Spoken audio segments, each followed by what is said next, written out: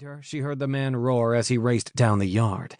Another man exited the house, his face shadowed against the yellow light from inside. "Go!" Jennie grabbed his hand. Nate's was already there, fingers curling around hers. So much trust. They disappeared together into the dark of night. Above them, an ocean of stars she'd always loved. This land, the places her mother had walked, and the things she'd shown Jennie before she'd died.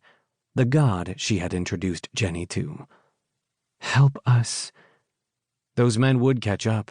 She and Nate needed a hiding place, but there was nothing out here. Mountains stretched up to the right as though they could touch the night sky above through sheer force of will. To the left, her town sat at the bottom of the valley. Between, there was only desert. No houses, not even a tree. Cold air seeped into her jeans and the thin sweater she wore over her t-shirt. Nate was in his pajamas, as he'd been just out of the bath when the men had burst in. She'd made them wait so he could get shoes and she could tuck her boots on. A gunshot rang out over to her left, too far aside to have been someone intending to shoot them. Were they trying to force her to stop by frightening her? She couldn't let that happen. "Come on," she was babbling and repeating herself. "I'm going as fast as I can." His words were breathy. "I know." Jennie tried to tamp down the fear.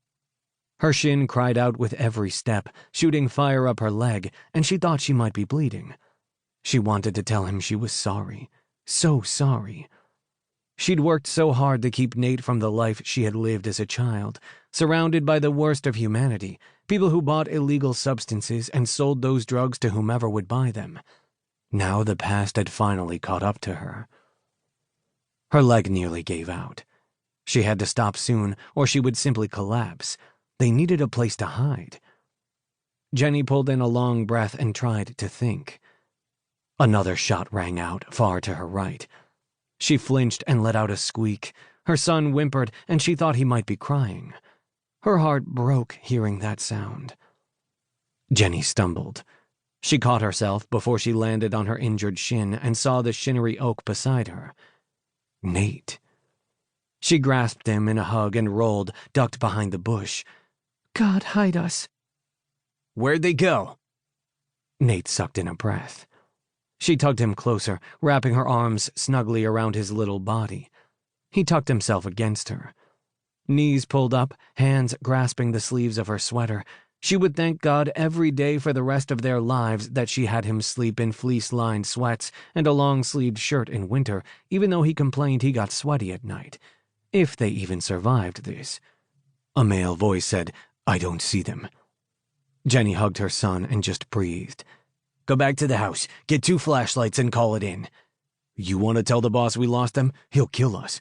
"Then don't call in. Fetch the lights and get back out here. I'll need help bringing them to the house after we knock 'em out and hogtie 'em." Nate sniffed, tight against her chest. Jennie touched her lips to the side of his cheek. He was cold, hungry. "Fine." She heard the one leave. That left the other, the one who wanted to tie them up, close by. Jennie figured they'd reach this far by just going for it. They could do that again. Move and risk him hearing her, or stay and risk him finding them. Nate squeezed her arm. She figured that meant she should loosen her grip on him. He shifted a fraction but didn't go anywhere. Best kidnapping buddy ever. She'd loved him fiercely since the day she'd learned she was pregnant.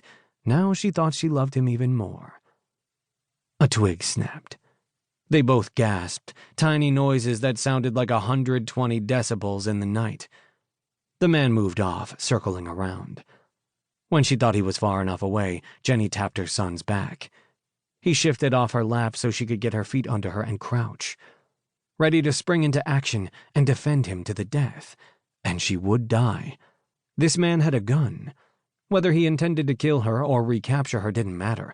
She would come out of this only one way if she challenged him. The moonlight illuminated enough that she could see. A night like this, she knew if they stayed out, it would be as bright as daylight with only natural radiance once their eyes adjusted. The minute the other guy showed up with flashlights, all that would be gone. The man was moving away. They could head in the other direction, crest the side of this...